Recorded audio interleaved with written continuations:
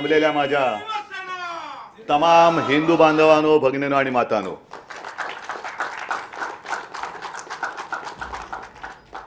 आज महाविजयादशमी आहे. त्या निमित्ताने दसऱ्याच्या तर शुभेच्छा आहेच, पण मगाशी नंदेशनी एक मराठी मातीत काय तेज असतं आणि शाहिराची काय ताकद असते ती ताकद दाखवली. आज धम्मचक्र परिवर्तन दिन पण आहे, त्याच्याही बद्दल शुभेच्छा देतो. संजय आता आपण बोलत होतात की जवळपास 1 वर्ष झालंच. पुढच्या वर्षी म्हणजे पुढच्या महिन्यात 1 वर्ष होतच आहे. तारीख पे तारीख देत आहेत, देऊ द्यात. मी ज्या वेळेला सुरुवात केली मुख्यमंत्री पदी बसून कारभाराला, त्या दिवसापासून अनेक जण स्वप्न बघतात की सरकार पडेल, सरकार पडेल, सरकार पाडू. आणि तेव्हा दिलेलं आव्हान मी आज सुद्धा देते, हिम्मत असेल तर सरकार पाडून दाखवा. आम्ही तुमच्यासारखे गुळाच्या ढेपेला चिकटणारे मुंगळे नाहीत, पण जर वाटेला जाल तर मुंगळा कसा डसतो ते सुद्धा तुम्हाला दाखवल्याशिवाय राहणार नाही. एका वेगळ्या परिस्थितीमध्ये हा मेळावा आपण घेतो आहोत. 50च लोक आहेत. सभागृह मुद्दामून भरलेलं नाही ना, तर शिवाजी पार्क जिकडे अपुरं पडतं तिकडे सभागृहाची काय कथा. सभागृह ओसंडून कधीच आणि मेळावा शिवसेनेचा सभागृहात होतच नाही. पण नियम आपणच केलेले आहेत आणि आपण नियम केल्यानंतर आपण कसे तोडायचे. आजचा हा दसरा मेळावा मी मुख्यमंत्री आपल्या सर्वांच्या आशीर्वादाने झाल्यानंतर पहिला दसरा मेळावा आहे. आणि या मेळाव्यामध्ये खरं म्हणजे महाराष्ट्राच्या कानाकोपऱ्यातून जो तुफान महासागर लोटला असता, तो तुफान महासागर त्याला भरती येते. पण मला खात्री आहे की त्या लाटा इथपर्यंत आलेल्या नसल्या तरी तो महाराष्ट्रामध्ये महासागर उचंबळून उसळून आजचा सोहळा आपला बघतोय. मला पहिला दसरा मेळावा आठवला, माझ्या आजोबांचं भाषण आठवलं, प्रबोधनकारांचं भाषण. आणि त्या भाषणामध्ये ते म्हणाले होते की महाराष्ट्र हा काही लेच्यापेचांचा प्रदेश नाहीये, लेच्यापेचांचा देश नाहीये, ही वाघाची औलाद आहे. आणि त्याला जर का डिवचलं तर काय होतं ह्याचे इतिहासात दाखले आहेत. भविष्यात पाहायचे असतील तर पाहायला मिळतील. तोच हा महाराष्ट्र आहे. आणि त्या महाराष्ट्राचा मी आपल्या सगळ्यांच्या आशीर्वादाने मुख्यमंत्री आहे. आज देखील छत्रपतींचा हा महाराष्ट्र जो महाराष्ट्राच्या हिताच्या आड येईल त्याला आडवा करून त्याच्या छाताडावरती गुढी पाडवा करण्याची ताकद आणि हिंमत घेऊन पुढे जाणारा महाराष्ट्र. येऊनच बघा तुम्ही. नेहमीप्रमाणे त्यावेळेला शिवसेना प्रमुखांचं भाषण हे असायचंच. तेच घेत घेत ते विचारांचं सोनं अजूनही आपल्या हृदयामध्ये आहे आणि तेच विचारांचं सोनं घेऊन आपण पुढे चाललेलो आहोत.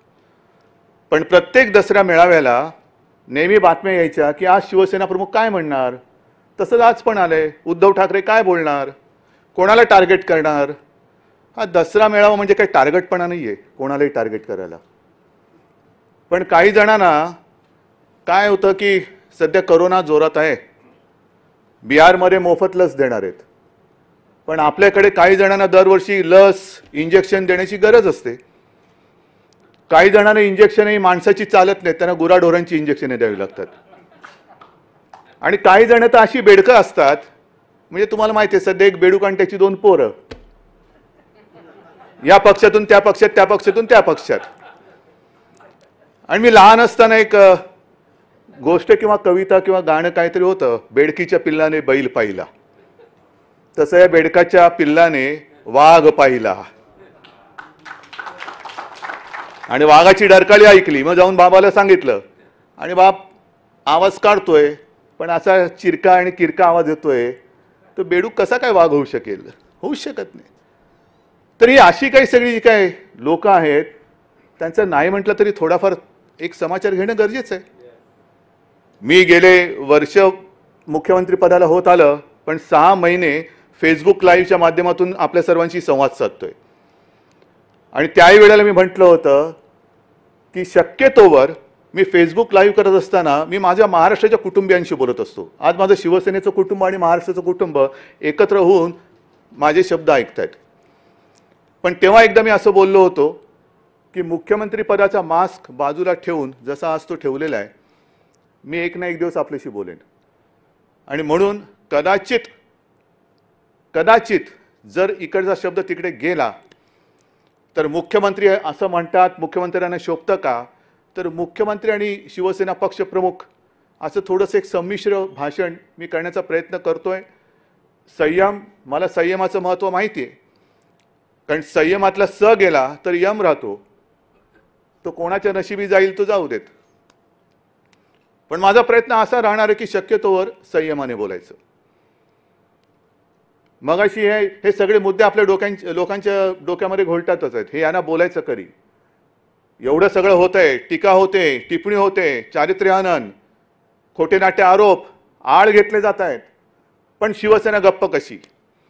मी त्या सर्वांना सांगतो की हे सगळे जे मर्द शिवसैनिक आहेत, शिवसेना प्रमुखांचे मर्द, त्यांच्या विचाराने टक्कर देणारे शिवसैनिक, हे केवळ आणि केवळ मी शिवसेना प्रमुखांचा सुपुत्र म्हणून माझं ऐकतायत. हे माझं नाही, तुमचं नशीब समजा. कारण जर का त्याने ऐकलं नसतं आणि ते शांत राहिले नसते तर काय झालं असतं कल्पना करून बघा. मी येण्यापूर्वी स्मृतिस्थळावरती गेलो, तिकडे वंदन करून, शिवसेना प्रमुखांना वंदन करून इथे आलो. नाही म्हटलं तर एक शिवसैनिक तिकडे होतेच आणि ती एक घोषणा ऐकायला आली, हमसे जो टकराएगा मिट्टी में मिल जाएगा. ज्याला कोणाला टक्कर देण्याची खुमखुमी असेल त्यांनी टक्कर देण्याचा प्रयत्न करून बघावा. ज्या महाराष्ट्राच्या मातीने औरंगजेब गाडला, अफजल खान गाडला, ती तीच पवित्र माती, ज्या मातीतून छत्रपती शिवाजी महाराजांसारखं एक तेज जन्माला आलं, ती तीच माती आहे. आणि तिच्यामधलं तेज हे आज सुद्धा तसंच ताजं तवानं आणि तेवढंच मजबूत आहे. हिंदुत्वाबद्दल आम्हाला प्रश्न विचारले जात आहेत. का? तर मंदिरं अजून उघडत नाही म्हणून. तुम्हाला सगळ्यांना माहिती आहे, एक तर आपण कोणाच्या वाटेला जायचं नाही, सगळ्यांना आदर सत्कार करायचा. कारण महाराष्ट्र छत्रपती शिवरायाचा महाराष्ट्र आहे, तसंच तो साधू संतांचा महाराष्ट्र आहे. वडीलधाऱ्यांचा मान सन्मान ठेवायचा. पण तुम्ही जर का उगाच आमच्या वाटेला आलात, जर माझ्या आजोबांच्या भाषेत वाघाला डिवचण्याचा प्रयत्न केलाच तर वाघ काय शेपूट हलवणारं मांजर नाही आहे, तो फटका मारणार. मारून घ्यायचा असेल फटका जरूर घ्या. पण आम्हाला हिंदुत्वाबद्दल विचारतायत. कोण विचारतंय? ज्या वेळेला बाबरी पाडली गेली आणि जो सगळा कल्लोळ अख्ख्या देशामध्ये उसळला होता, कोणाची हिंमत नव्हती. सगळेजण आता जे हिंदुत्वावरती प्रश्न विचारतायत ते त्यावेळेला शेपट्या घालून कुठल्या बिळात लपले होते काही कल्पना नाही. कदाचित त्यावेळेला ज्यांचं नाव त्यांच्या कुटुंबाव्यतिरिक्त बाहेर कोणालाही माहिती नसेल अशी माणसं आम्हाला विचारतायत, तुमचं हिंदुत्व कुठे गेलं? का तुम्ही अचानक सेक्युलर झालात? शिवसेना प्रमुखांचं हिंदुत्व आणि तुमचं हिंदुत्व याच्यामध्ये जमीन आसमानाचा फरक आहे. जे हिंदुत्व शिवसेना प्रमुखांनी आम्हाला शिकवलं ते हिंदुत्व म्हणजे शिवसेना प्रमुख जे बोलायचे की मला देवळात घंटा बडवणारा हिंदू नकोय. बडवायच्यात घंटा तुम्ही बडवा, दुसरे येतंय काय बडवायला तुम्हाला? मला अतिरेक्यांना बडवणारा हिंदू पाहिजे. देवळात घंटा बडवा नाही का, करोना आल्यानंतर घंटा बडवा, थाळ्या वाजवा, हेच तुमचं हिंदुत्व. दुसरं काय हिंदुत्व तुमच्याकडे? सगळ्यांना वाटलं गेला करोना, घंटा बडवा, थाळ्या बडवा. काही जण मला सांगत होते की आता पुढच्या रविवारी बघा. म्हटलं काय? बेडूक उड्या मारायला सांगणार. आणि त्याच्या पुढच्या रविवारी बघा. म्हटलं काय? कोलांट्या उड्या मारायला सांगणार. मग त्याच्यानंतर दोरीच्या उड्या. म्हटलं हे कसलं हिंदुत्व आहे? आमचं हिंदुत्व असं नाहीये. आज सुद्धा सावरकर सभागृहात मी बोलतो आहे, हिंदुत्व म्हणजे काय? आमच्याकडे एक संस्कृती आहे की माता पहिली, माय मरो आणि गाय जगो. हे आमचं हिंदुत्व नाहीये, अजिबात नाहीये. आज महिलांवरती अत्याचार होत आहेत, हत्या होते. हे नुसतं आरोपासाठी मी बोलत नाहीये की बघा तुमच्या राज्यामध्ये काय चालेल. नाही, कुठेच होता का म्हणे. जसं त्या गोवंश हत्याबंदीचा तुम्ही कायदा केलात, आम्हाला हिंदुत्व शिकवताना महाराष्ट्रामध्ये गोवंश हत्याबंदीचा कायदा आणि गोव्यामध्ये का नाही? मी विधानसभेत जे बोललो होतो की इथे गाय म्हणजे माता आणि पलीकडे जाऊन खाता, हे तुमचं हिंदुत्व. हे असं बुरसटलेलं आणि सगळी रया गेलेली हिंदुत्व हे नाहीये. हिंदू म्हणजे कसा पाहिजे, जे शिवसेना प्रमुख सांगायचे की हिंदुत्व हे आमचं राष्ट्रीयत्व आहे, हिंदुत्व हे आमचं राष्ट्रीयत्व आहे. आणि आज मी मुद्दामून काही कागदपत्र घेऊन आलेलो आहे. का घेऊन आलेलो आहे? कारण काही जणांची वाक्य मला खरंच, आज सकाळी संघाचा कार्यक्रम झाला आणि त्या संघाच्या कार्यक्रमामध्ये जसं आपण या सभागृहामध्ये एक मर्यादित स्वरूपामध्ये हा आपला मेळावा, परंपरा फार महत्त्वाची आहे. परंपरा आपण सांभाळत हा कार्यक्रम करतो आहे. सकाळी मोहनजी भागवत यांनी हिंदीमधून सर्व देशाला उद्देशून एक भाषण केलं आणि त्यांचं वाक्य आहे, माझं नाही आहे. जे त्यांना मानणारे आहेत, त्यांच्यासारखी काळी टोपी घालणारे आहेत, त्या टोपीखाली जर का डोकं असेल, त्या डोक्याला म्हणा ह्या वाक्याचा विचार करा आणि हे हिंदुत्व तुमचं तुम्हाला पटते का? कारण तुमच्या सरसंघचालकांनी सांगितलेलं आहे. शिवसेना प्रमुखांचं हिंदुत्व आम्हाला प्यारं आहेच. ते तुम्ही मानता येत नसेल, तेवढी तुमच्यात हिंमत असेल नसेल, पण निदान सरसंघचालकांनी सांगितलेलं हिंदुत्व तरी तुम्ही मानतात की नाही? आणि त्यांचं वाक्य आहे, हिंदुत्व, हिंदू राष्ट्र, इसको लेकर भ्रम पैदा करने वाले लोग हैं. कौन है? कहाँ है? कौन ये लोग हैं? पता है आपको? कहाँ रह रहे? हिंदुत्व एक ऐसा शब्द है जिसके अर्थ को पूजा से जोड़कर संकुचित किया गया है. मंदिर का नाही उघडत? तुम्ही हिंदुत्व सोडलात का सेक्युलर झालात? हे सरसंघचालकांचं वाक्य आहे. हे सरसंघचालकांचं वाक्य आहे. नुसतं टोप्या नका घालू एकमेकाला. त्या टोपी खाली मी पुन्हा सांगतो, जर डोकं असेल तर त्या डोक्यामध्ये मेंदू असेल तर त्या मेंदूला पहिलं हिंदुत्व म्हणजे काय हा अर्थ तुम्ही तुमच्याच सरसंघचालकांकडून समजून घ्या आणि मग खरडेघाशी करा. ज्या वेळेला संपूर्ण देशात, मी पुन्हा एकदा सांगतो, आगडोंब उसळल्यानंतर शिवसेना प्रमुख आणि शिवसैनिक नसते तर मुंबई महाराष्ट्र वाचला नसता. त्यावेळेला तुम्ही कुठेही दुरान्वयाने सुद्धा तुमचा संबंध नव्हता आणि आज तुम्ही आमच्या अंगावरती येताय का? खुर्चीवरती बसलात म्हणून. मग जे शिवसेना प्रमुख सांगायचे की जो सर्वसामान्य माणूस असतो त्याच्या तळहातावरती भाग्यरेषा असते, हे नशीबवान यांच्या कुठे भाग्यरेषा उमटले ते त्यांनाच कळत नाहीये. अशी काही भाग्यरेषा उमटलेली माणसं असतात, 2-4 दिवसासाठी ती रेषा असते, पण त्यांना असं वाटतं की ही भाग्यरेषा माझ्यावरती उमटले म्हणजे मीच भाग्यविधाता झालो की काय. नाही, एवढे सारी गोष्ट नाहीये. आणि त्याच्यानंतर सुद्धा मोहन भागवत जे म्हणतायत हे फार महत्त्वाचं आहे. म्हणजे खरं म्हणजे आजचं मोहन भागवतांचं जे भाषण आहे, संजय उद्याच्या आपल्या सामनामध्ये व्यवस्थित छापलं पाहिजे. कारण फार मोलाचे त्यांनी विचार मांडलेले आहेत. एकतर हिंदुत्वाचा अर्थ त्यांनी सांगितलेला आहे. जे हिंदुत्व शिवसेना प्रमुखांना अभिप्रेत आहे, जवळपास तसंच हिंदुत्व त्यांनी, ते हिंदुत्व म्हणजे नुसतं देव, मंदिर, पूजा अर्चा त्याच्यापुरतं ते हिंदुत्व मर्यादित नाही आहे. त्या पलीकडे जाऊन जे व्यापक हिंदुत्व आहे हे त्यांनी सांगितलेलं आहे. आणि त्याच्यानंतर त्यांनी सगळ्या राजकारण्यांबद्दल जे बोललेलं आहे हे सुद्धा त्यांच्याच जी राजकीय शाखा आहे, संघाची जी राजकीय शाखा आहे, त्या राजकीय शाखेनेही ह्याच्यावरती विचार करण्याची गरज आहे. कारण आज मोहनजी पुन्हा म्हणालेले आहेत की राजकारण म्हणजे शत्रूमधील युद्ध नव्हे. फार महत्त्वाचं वाक्य आहे. राजकारण म्हणजे शत्रूमधील युद्ध नव्हे, विवेक पाळा. हे कोणाला उद्देशून त्यांनी बोललेले असतील? आम्ही विवेक पाळतोय नाही पाळतोय? भाजप विवेक पाळते नाही पाळते? आज कोरोनाचं संकट सगळीकडे असताना सुद्धा जे काय राजकारण आणि राज्यामधली सरकार, हे सरकार पडेल ते सरकार पाडू, कशाला पाडापाडी करताय? कशाला पाडापाडी करताय? जेवढं लक्ष तुम्ही तुमच्या पक्षावरती देत आहात, जे मध्ये मला सांगायचं ना, मोदीजी एवढे तास काम करतात आणि एवढ्या वेळेस झोपतात, तेवढ्या वेळेस उद्धव ठाकरेंनी काम केलं तरी काय काम होईल? उद्धव ठाकरे काय काम करतोय हे नुसतं तुम्हाला गरगर गरगर गरगर फिरून चालणार नाही. तसं भोवरा सुद्धा फिरतो, सुदर्शन चक्र सुद्धा फिरत असतं, भुईचक्र सुद्धा फिरत असतं. त्या फिरण्याला काय अर्थ नसतो. पण जे काम आज झालेलं आहे ते पुढच्या महिन्यामध्ये सगळ्यांच्या समोर मी ठेवणार आहे. पण राजकारणामध्ये म्हणजे हे कोरोनामध्ये सुद्धा पाडापाडीचं करतात. मध्य प्रदेशचं सरकार पाडलं, आणखीन कुठलं सरकार पाडलं, बिहारमध्ये आता प्रचाराला लागले सोशल डिस्टन्सिंगचं. आज सुद्धा आम्हाला सुद्धा हा तोबा गर्दीचा मेळावा करता आलाच काही नाही. परंतु आम्ही हे नियम पाळतो. का पाळतो?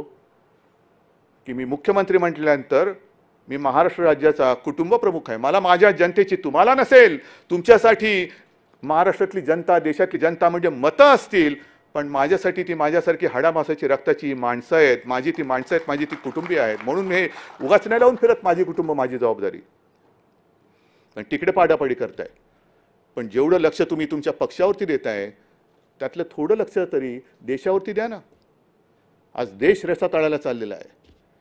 मी मुख्यमंत्री म्हणून जेव्हा गेल्या आठवड्यामध्ये त्या पूरग्रस्त भागात गेलो होतो, अतिवृष्टी झालेल्या भागामध्ये संपूर्ण शेतकऱ्यांची सगळी हे ओसाड झालेली, घरदारं वाहून गेलेत, जमीन खरडून गेले, विहिरी बुजल्यात, रस्ते वाहून गेलेत, इलेक्ट्रिक खांब पडलेले आहेत. मदत करायची, मदत करतोय. पण मदत करताना सुद्धा पैसे आणायचे कुठून? पैसे आणायचे कुठून? कारण आपल्या हक्काचे, मी मुद्दामून हे सांगतोय, आपल्या हक्काचे जो जीएसटीचा टॅक्स आहे त्याचे जवळपास 28,000 कोटी आणि वरचे आपल्या हक्काचे जवळपास ते 10,000 म्हणजे 38,000 कोटी हे येणं आपल्या हक्काचं आज सुद्धा केंद्राकडे बाकी आहे. आज सुद्धा 38,000 कोटी आपल्या महाराष्ट्राच्या हक्काचं आहे, हे केंद्राकडे बाकी आहेत. ते देत नाही आहेत. आणि बिहारला फुकट लस देत आहेत. कोणाच्या पैशाने देत आहेत? पण 38,000 कोटी म्हणजे जीएसटी देतच नाहीये. मग मध्ये एक प्रस्ताव असा आला की राज्याने कर्ज उभारावं. काय म्हणून उभारायचं? मग आता म्हणतात केंद्र कर्ज उभारेल. फेडायचं कोणी? का म्हणून तुम्ही कर्ज उचलताय आणि आम्हाला उचलायला लावताय? जीएसटी जो आमच्याकडे जो टॅक्स कर गोळा करण्याचा जो एक अधिकार होता, त्याही वेळेला आपल्याला सर्वांना कल्पना असेल की शिवसेना एकटी होती महाराष्ट्रात तरी की त्याला विरोध करत होती की असं जे व्हायचं तर असं कसं देणार तुम्ही? म्हणजे इथला पैसा दिल्लीत जाणार आणि दिल्ली मग सगळीकडे वाटणार. येत नाहीये पैसा. मग जीएसटी जर का तुम्ही आम्हाला देऊ शकत नसाल तर मला असं वाटतं, मी आज ह्या दसरा मेळाव्याच्या माध्यमात निमित्ताने संपूर्ण देशातील सर्व राज्याच्या मुख्यमंत्र्यांना एक विनंती करतोय, आवाहन करतोय की चला पुढे या, चर्चा करूया आपण त्याच्यावरती.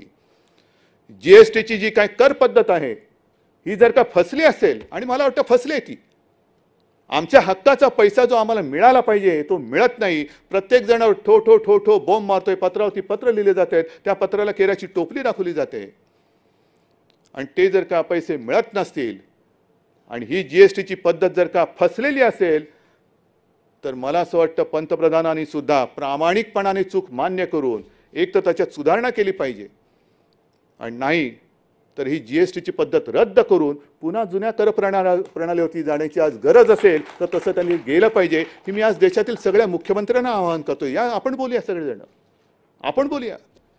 कारण हा देश म्हणजे कोणत्या एका पक्षाची मक्तेदारी नाहीये, एका पक्षाची मक्तेदारी नाहीये. आणि केवळ भारतीय जनता पक्षाला सत्ता मिळाली आणि त्यांना सत्ता करण्यासाठी हा भूभाग जणू काय 1947 साली अनेक क्रांतीवीरांनी बलिदान करून, अनेक आंदोलकांनी आंदोलनं करून, लाठ्या काठ्या गोळ्या खाऊन हा तुमच्यासाठी स्वतंत्र केलेला नाही. हा स्वतंत्र हा देश ह्या देशातील गोरगरीब जनतेसाठी केलेला आहे. आणि जी एक मस्ती इंग्रजांची होती की कुठेही जा जगामध्ये आमच्या साम्राज्यावरती सूर्य मावळतच नाही. इंग्रज मावळले पण सूर्य उगवतच आहे, सूर्य उगवतच आहे, अजून सूर्य नाही कोणाला थांबत. आणि तशीच जर का मस्ती भारतीय जनता पक्षाकडे असेल की काश्मीरपासून कन्याकुमारीपर्यंत हा संपूर्ण हिंदुस्थान आम्ही पाराक्रांत करू शकला असतात. पण ती वेळ, ती संधी ती गमावलीत, कारण तुमची वृत्ती त्याला कारणीभूत ठरली. आज सुद्धा बिहारमध्ये इलेक्शन होत आहेत. त्यांनी सांगून टाकलेले की कोणाच्याही जागा कितीही होत पण नितीश कुमारच आमचे मुख्यमंत्री असतील. नितीश कुमार जी, आपको मैं शुभकामनाएं देता हूं. नाही, त्यांना कळावं म्हणून मी जरा हिंदीमध्ये बोललो. याचं कारण असं की बरोबर जो डाव त्यांनी हरियाणाच्या कुलदीप सिंग बिश्नोई सोबत खेळला. कुलदीप सिंग बिश्नोई, माझ्याकडे आज सुद्धा ते क्लिपिंग आहे, काय ठणाणा बोंबलत होते तिकडे सगळे भाजपवाले. कि हरियाणा का अगला मुख्यमंत्री कुलदीप सिंग बिश्नोई होगा. सगळे असं वातावरण भरून गेलं होतं. लोकांनी पटपट सगळ्यांना त्यांना मतं दिली, पण कुलदीप सिंग बिश्नोईचा पत्ता कट करून टाकला, स्वतःचं राज्य तिकडे आणलं. महाराष्ट्रामध्ये हाच डाव आपल्याशी खेळला होता, खेळण्याचा प्रयत्न केला होता. हेच जे आज माझं भाषण ऐकतायत तुम्ही सगळेजण त्याला साक्ष आहात. 2014 साली सुद्धा हाच डाव खेळला होता, 2019 सुद्धा हाच केला की बरोबर शिवसेनेच्या उमेदवारांच्या विरुद्ध एक कुठून तरी असाच पक्ष पकडून आणला, त्याला उभं करून टाकलं. जा लढ, शिवसेनेच्या विरुद्ध लढ, मोदी से वैर नाही, नितीश तेरी खैर नाही. म्हणजे सरळ सरळ युती नाही करायची, आड पडद्या मागून सगळं करायचं, बंद दाराआड सगळं करायचं. आपल्याबरोबर शिवसेनेबरोबर तोच डाव केला. पण शिवसेनेबरोबर डाव केल्यानंतर, खेळल्यानंतर मी त्याही वेळेला बोललो होतो आणि आजही सांगतो की छत्रपती शिवाजी महाराजांकडनं जे काय आपण शिकलो आणि शिकायला पाहिजे, नाही तर जर का काही शिकलो नाही तर छत्रपती शिवाजी महाराज की जय बोलण्याचा आपल्याला अधिकार नाही. छत्रपतींनी जे आपल्याला शिकवलं की एक तर कोणाच्या पाठीत वार करायचा नाही, पण जर कोणी पाठीत वार केला तर त्याचा कोथळा बाहेर काढल्याशिवाय राहायचं नाही. आणि छत्रपतींचंच एक वाक्य, काही पत्र त्यांची मिळालेत, काही पत्र इतिहासमध्ये नोंद झालेली आहे आणि माझ्या वाचनात कुठेतरी एक आलेलं आहे की छत्रपतींचं एक वाक्य आहे, होय मी शत्रूला दगा दिला आणि शत्रूला दगा देतो, पण एक तरी उदाहरण असं दाखवा की मी मित्राला दगा दिलेला आहे. एक तरी उदाहरण असं दाखवा की मी मित्राला दगा दिलेला आहे. मग आम्ही तुमच्या सोबत राहिलो होतो, ती तळमळ नाहीये किंवा माझं टार्गेट भाजप नाहीये, अजिबात नाहीये, पण एकूण देशाची जी काही विल्हेवाट लागत चाललेली आहे, राजकारण आहे की राजकारण, हे मोहन भागवतांच्या वाक्यावरती मी बोलतोय. बिहारमध्ये सुद्धा ते नितीश कुमारला आज जे पुढे करतायत, आम्ही तर म्हणत होतो मोहनजी भागवतना राष्ट्रपती केलं पाहिजे, ही आपली मागणी होती. नाही ऐकलीत, ऐकलं नाही त्यांनी. पण आज कोणाच्या गळ्यात गळे तुम्ही घालताय? शिवसेना नको, हिंदुत्ववादी शिवसेना तुम्हाला नकोशी झाली. मोहन भागवतना राष्ट्रपती करा म्हणणारी शिवसेना तुम्हाला नकोशी झाली. हिंदुत्व हेच राष्ट्रीयत्व म्हणणारी शिवसेना तुम्हाला नकोशी झाली. पण संघमुक्त भारत म्हणणारे नितीश कुमार, त्यांच्या गळ्यात गळा तुम्ही घालतात. मग मला हिंदुत्वावरती प्रश्न विचारणाऱ्यांना मला विचारायचं आहे की असं काय झालं नेमकं? ज्या वेळेला 2014 साली निवडणूक आली होती, नितीश कुमार तोपर्यंत आपल्या युतीत होते, पण 2014 साली जेव्हा पंतप्रधान पदाचा उमेदवार ठरवण्याची वेळ आली, घोषित करण्याची वेळ आली, तेव्हा हेच नितीश कुमार म्हणाले होते की आम्हाला सेक्युलर चेहरा पाहिजे पंतप्रधानपदी, तो जर नसेल तर मी युतीत राहणार नाही, आणि त्यांनी युती तोडून टाकली होती. मग कोणती लस कोणी कोणाला दिली? तुम्ही त्याला हिंदुत्वाची लस दिली का त्याची सेक्युलरपणाची लस तुम्ही घेतली? हे मला पत्र खरडणारे सांगतील. कोणी कोणाची लस दिली? संघमुक्त भारत म्हणणारा नितीश कुमार हा हिंदुत्ववादी झाले का तुम्ही सेक्युलर झालात? आणि जर तुम्ही म्हणत असाल की जागा कोणाच्या किती जरी आल्या तरी नितीश कुमारच मुख्यमंत्री, ठीक आहे, निवडणुकीनंतर कोरोनाची लस सगळ्यांना बिहारमध्ये फुकट देणार, मग आमचा बाकीचा देश जो काय आहे तो काय बांगलादेश आहे की पाकिस्तान आहे का कझाकिस्तान आहे? लाज वाटली पाहिजे खरं म्हणजे अशा लोकांना कारभार करण्याची त्यांची लायकी नाही आहे, जे देशामध्ये जर असं विभाजन करत असेल की यांना फुकट आणि तुम्हाला विकत. केंद्र सरकार तुम्ही आहात, मायबाप तुम्ही आहात. मी आज कुठेतरी एक ते दानवेंचं वाक्य ऐकलं, त्याच्यानंतर ते दिसलं नाही. जे आम्ही बोललो, का नाही बोलायचं? जीएसटीचे पैसे येत नसतील, इतर हक्काचे पैसे येत नसतील, केंद्राकडे जून महिन्यापासून आपण आपत्तीग्रस्तांसाठी जे जे पैसे मागितलेले आहेत त्यातला एक सुद्धा नया पैसा आलेला नाही, एक छराम आलेला नाहीये. मग मागायचे नाहीत पैसे? मग दानवे म्हणाले लग्न तुम्ही केलं आणि पैसे बापाकडे मागता. दानवेजी बाप तुमचा असेल, माझा बाप इकडे आहे,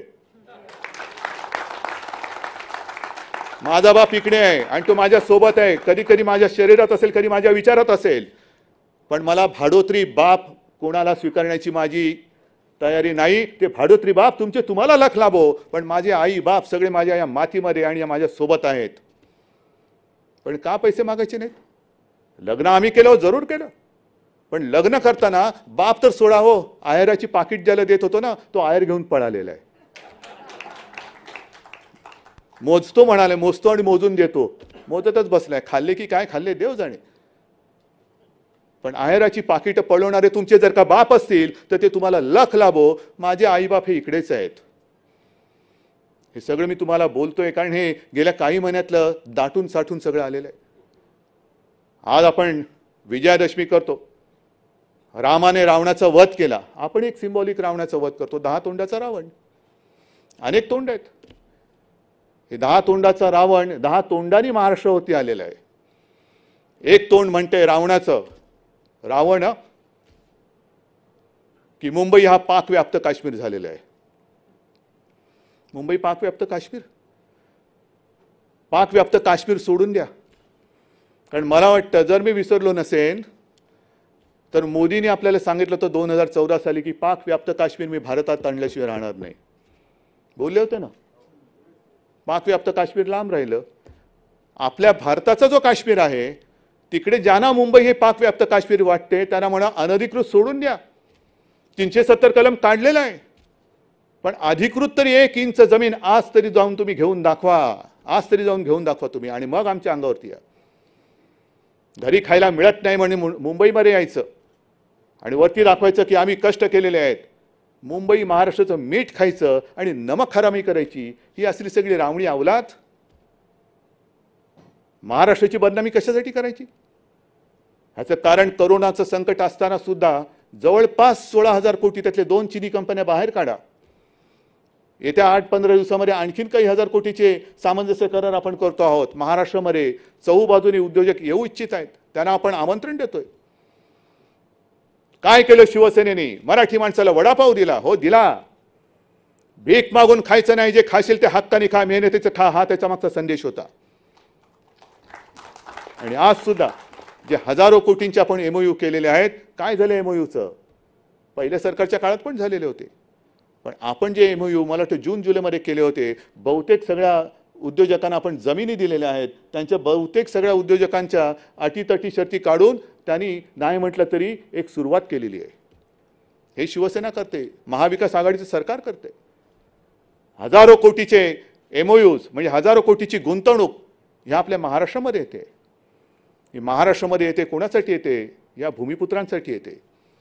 म्हणून आज मी हे सुद्धा आवाहन करतोय, सगळ्यांना विनंती करतोय, भूमिपुत्रांना आवाहन करतोय की हे सगळं आम्ही करतोय, आम्ही तुमच्यासाठी करतो आहोत. जे जे उद्योग येतील ते जाहीर केले जात आहेत, जाहीर केले जातील. पण तिथे ज्या ज्या पद्धतीचे कुशल अकुशल जी काही काम करणारी माणसं लागतील ती मला या अस्सल मराठी मातीतलीच पाहिजेत. तुमच्यासाठी आम्ही हे करतो आहोत. नुसतं बोलून थांबत नाही आहोत, तर हे करतो आहोत. पण मग इतरांची पोटदुखी सुरू झाली की महाराष्ट्र हे करतोय, आम्ही का नाही करू शकत? ते तुमचं नशीब आहे, आम्ही काय करू त्याला? पण महाराष्ट्रामध्ये या संकटाच्या काळात सुद्धा उद्योगधंदे येत असताना महाराष्ट्र पुढे जातो आहे म्हणून महाराष्ट्राची बदनामी केली जाते. महाराष्ट्रामध्ये जणू काही कायदा सुव्यवस्था अस्तित्वात नाहीच आहे. मुंबई पोलीस हे निकम्मे आहेत. आणि त्याहीपेक्षा भयंकर म्हणजे जे काय मध्ये सगळं झालं की जणू काही महाराष्ट्रामध्ये शिवाजी पार्क असेल, इकडे असेल, तिकडे असेल, गांजा आणि चरसची शेतीच फुललेली आहे. हे एकूण असं चित्र म्हणजे मुंबई पाकव्याप्त काश्मीर आहे. महाराष्ट्र मुंबई पोलीस निकम्मे आहेत, ते काय काम करत नाहीये. इकडे सगळे नशिले आहेत, चरस गांजा इकडे रोग उघड उघड विकला जातोय. हे असं सगळं चित्र करायचं त्यांना माहिती नाही अजून की या महाराष्ट्राची जी संस्कृती आहे त्या महाराष्ट्राच्या संस्कृतीमध्ये आमच्या घराघरामध्ये तुळशी वृंदावनं आहेत, गांजाची वृंदावनं नाही आहेत. असं कोणतं पिक्चर आलं नाही की मैं गांजा तेरे घर का. हे तुमच्या घरात असेल, गांजाची शेती जिकडे असेल कुठे आहे ते तुम्हाला माहिती आहे. पण एकूण महाराष्ट्राची वाट लागलेली आहे. कायदा सुव्यवस्था नाही, सगळे नशिली लोक आहेत, पोलीस नाहीत, हे नाही, पाकव्याप्त काश्मीर झाले. एवढी बर्बादी करून टाकायची आणि ती सुद्धा पोलिसांची मानहानी मी का सहन करू? जसा मी तुमचा कुटुंब प्रमुख आहे तसा होय मी माझ्या मुंबई आणि महाराष्ट्र पोलिसांचा सुद्धा कुटुंब प्रमुख आहे. आणि मला त्या पोलिसांबद्दल, पोलीस दलाबद्दल अभिमान आहे. जगामध्ये असं कोणतंही पोलीस दल नाही की ज्यांनी स्वतःच्या छातीवरती गोळ्या झेलून जिवंत अतिरेक्याला पकडून देणारं एकमेव पोलीस दल आहे. त्याचा मला अभिमान आहे. तुकाराम ओंबळे त्यांनी कसाबला पकडलं, कोणीच नाही असं. आणि असे पोलीस केवळ महाराष्ट्र पुढे जातोय म्हणून त्यांना तुम्ही बदनाम करून टाकायचं. ह्या सगळ्या गोष्टी बघितल्यानंतर आणि पुन्हा तेच खरं म्हणजे पाकव्याप्त काश्मीर, मुंबई का पाकव्याप्त काश्मीर झालंय, हां हे आमचं होऊच शकत नाही ते, पण असं बोलणं म्हणजे मोदींचा अपमान आहे. कारण मोदी पंतप्रधान गेले 6 वर्ष आहेत. त्यांनी सांगितलं होतं की मी पाकव्याप्त काश्मीर आपल्या देशामध्ये आणेन. पाकव्याप्त काश्मीरमध्ये ते पाऊलच ठेवू शकत नाही, पण ते राज्य करत असलेल्या देशामध्ये जर पाकव्याप्त काश्मीर तयार होत असतील तर ते अपयश हे पंतप्रधानांचं आहे, राज्याचं असू शकत नाही. आमच्या राज्यात ते नाहीच आहे. देशात इतरत्र कुठे असेल तर ते त्यांनी जाऊन शोधावं. हे पंतप्रधानांचं अपयश आहे. आणि मग हे सगळं झाल्यानंतर एक कोणतरी त्याने आत्महत्या केली, लगेच तो बिहारचा पुत्र असेल ना. पण बिहारचा पुत्र जर त्याने आत्महत्या केली त्याच्यात काही काळबेर असेल, माझ्या मुंबईच्या महाराष्ट्राच्या पोलिसांनी तेही शोधून काढलं असतं असेल तर. पण लगेच तो बिहारचा पुत्र झाला. पण बिहारचा पुत्र म्हणून त्याच्याबद्दल गळे काढणारे तुम्ही महाराष्ट्राच्या पुत्रावरती चिखलफेक करायला लागलात. महाराष्ट्र सरकारवरती, महाराष्ट्र संपूर्ण या प्रदेशावरती, ठाकरे कुटुंबियांवरती, आदित्यवरती तोंडात शेण भरून भरून, होय मी जाणीवपूर्वक बोलते, तोंडात शेण भरून भरून गोमूत्राच्या गुळण्या तुम्ही आमच्यावरती टाकल्या. काय झालं? टाकल्यात ना गुळण्या. आता तेच शेण भरलं तोंड आणि गोमूत्राने भरलेलं तोंड ते गिळा आणि ढेकर देऊन गप्प बसा. कारण इकडे तुम्ही आमचं काही वाकडं करू शकत नाही, कारण आम्ही हाताने स्वच्छ आहोत. पापी वृत्तीचे आम्ही माणसं इकडे नाही आहोत. स्वतः शेण खायचं आणि दुसऱ्याचं तोंड हुंगायचं. अरे तुमच्याच तोंडाला आणि धोत्राला वास येतो गोमूत्राचा, मी काय करू त्याला? मी काय करू त्याला? पण आमच्या अंगावरती येत आहात.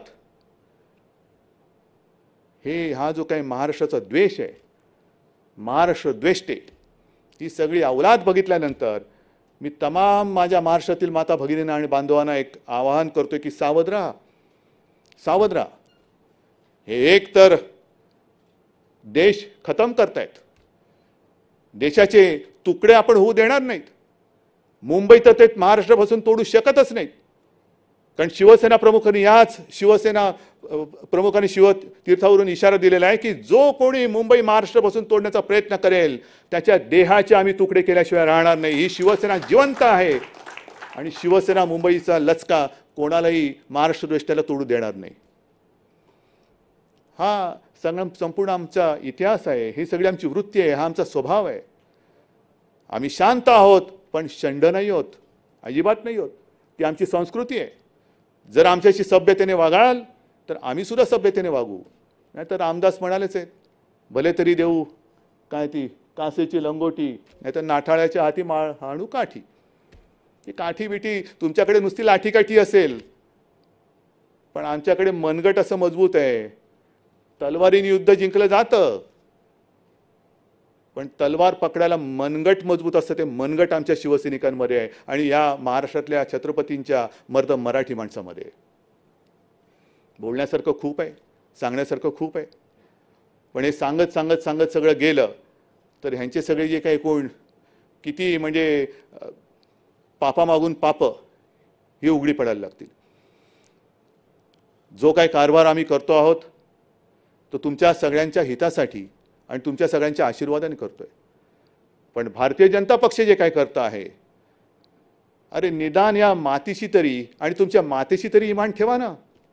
मित्रपक्षाची ठेवू नका. पण ज्या मातीत तुम्ही जन्माला आलात आणि जर आम्ही महाराष्ट्राच्या हिताचा निर्णय घेतला असेल तर अगदी फटाके नका वाजू, पण निदान खोटं तरी बोलू नका. एक निर्णय जो आपण घेतला तो म्हणजे आर्याचं जंगल वाचवण्याचा. जवळपास 808 एकर हे असं उदाहरण संपूर्ण जगात दुसरीकडे कुठे नसेल. जंगल उजाड करून शहरं वसली गेलेली आहेत, पण शहरामध्ये जंगल राखणं, रक्षण करणं हे तुमच्या महाविकास आघाडीच्या सरकारने केलेलं आहे. ह्याचा मला अभिमान आहे, नक्कीच अभिमान आहे. मेट्रोची कारशेड जे रातोरात झाडांची कत्तल करून तिकडे करण्याचं घाटत होतं, ती कारशेड आपण मी आल्या पहिले त्याला स्थगिती दिली.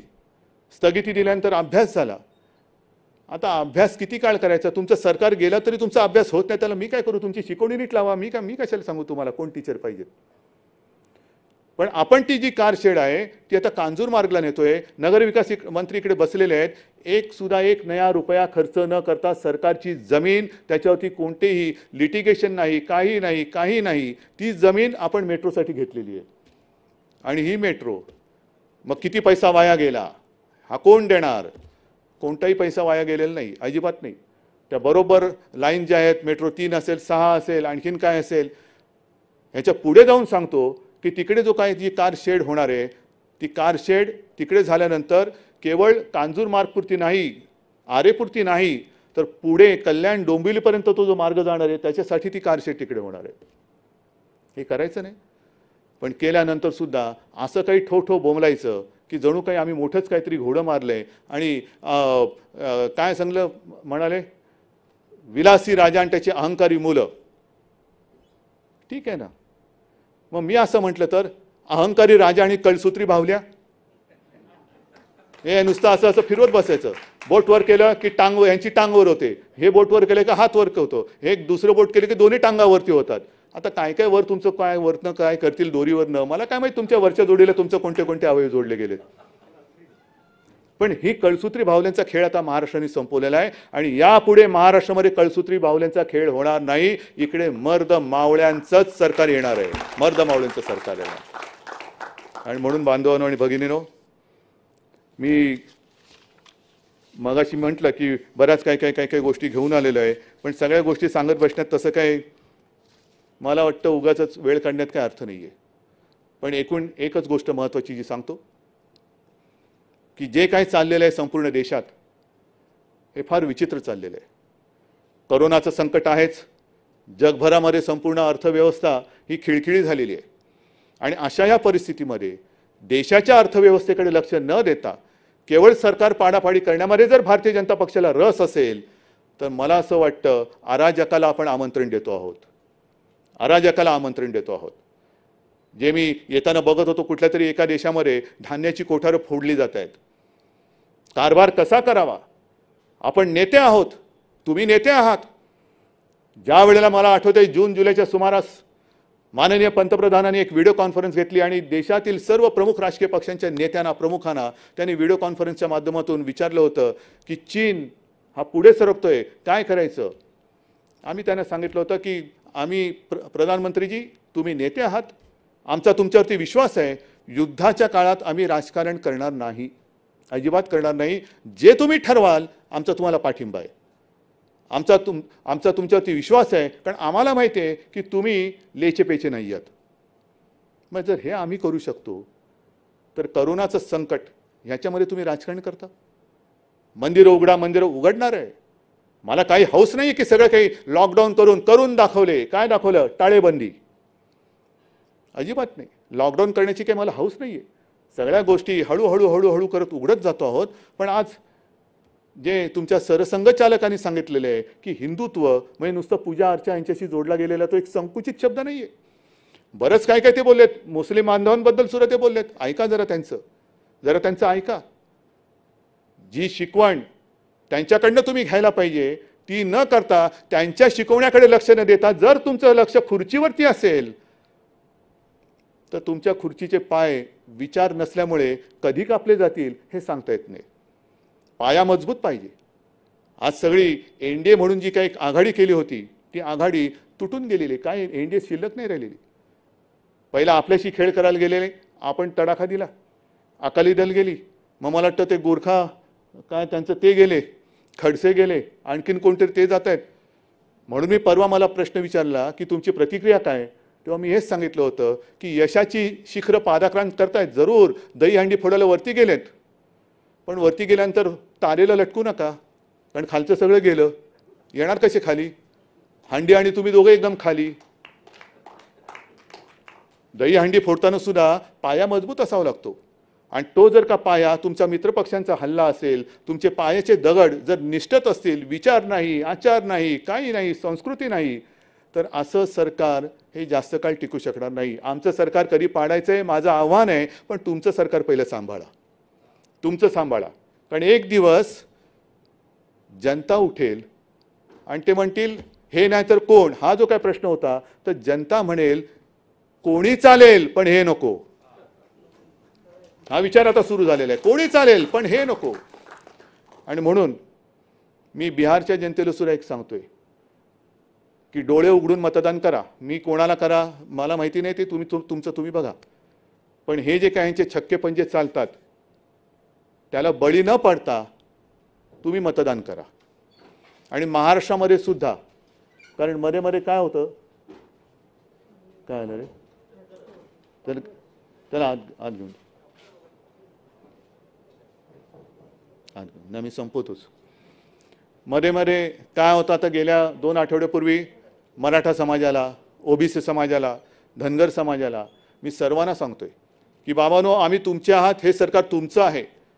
कोणताही समाज हा न्याय दिल्याशिवाय मी शांत राहणार नाही, हे मुख्यमंत्री म्हणून माझं तुम्हाला सगळ्यांना वचन आहे. सगळ्या समाजाला मी न्याय देणार आणि हा न्याय देताना कोणाचं काही काढून देणार नाही. जो तो समाज, एक गोष्ट नक्की चांगली आहे की प्रत्येक समाज म्हणतोय की त्यांना द्या, आम्हाला हरकत नाही, पण आमचं फक्त कोणाचं काही कमी होणार नाही. आदिवासींचं तसंच राहील, धनगरांचं त्यांनाही देऊ, ओबीसींचं देऊ, मराठ्यांना देऊ, सगळ्यांना देऊ. फक्त एकच हात जोडून नम्र विनंती करतोय की जातीपाती आणि समाजामध्ये जे कोणी महाराष्ट्र द्वेष्टे भिंती उभ्या करू इच्छित असतील तर त्यांच्या कारस्थानांना बळी पडू नका. कारण तुम्ही म्हणजे महाराष्ट्र आहात, तुम्ही म्हणजे शिवरायाचे मर्द मावळे आहात. आणि तुमच्यामध्ये जर का तुटफूट झाली आणि तोडफोड करण्यामध्ये जर का ते यशस्वी झाले तर केवळ आपलेच नाही तर महाराष्ट्राचे तुकडे करायला ते मागे पुढे बघणार नाही. आणि म्हणून मला असं वाटतं, आज दसरा आहे, हे जे आपण वैचारिक सोनं लुटतो न लुटतो जे काय असेल ते, पण निदान बेल भंडारा उचलून एक शपथ घ्यायला पाहिजे की महाराष्ट्राच्या एकजुटीला तडा जाईल असं मी काही करणार नाही. ही शपथ या दसऱ्याच्या निमित्ताने घेऊन तूर्त मी आपली रजा घेतो. जय हिंद, जय महाराष्ट्र. धन्यवाद साहेब. आपण दिलेला विचार घेऊन घराघरातून शिवसैनिक आपला पुढचा प्रवास सुरू करत आहेत. या ठिकाणी रमाधाम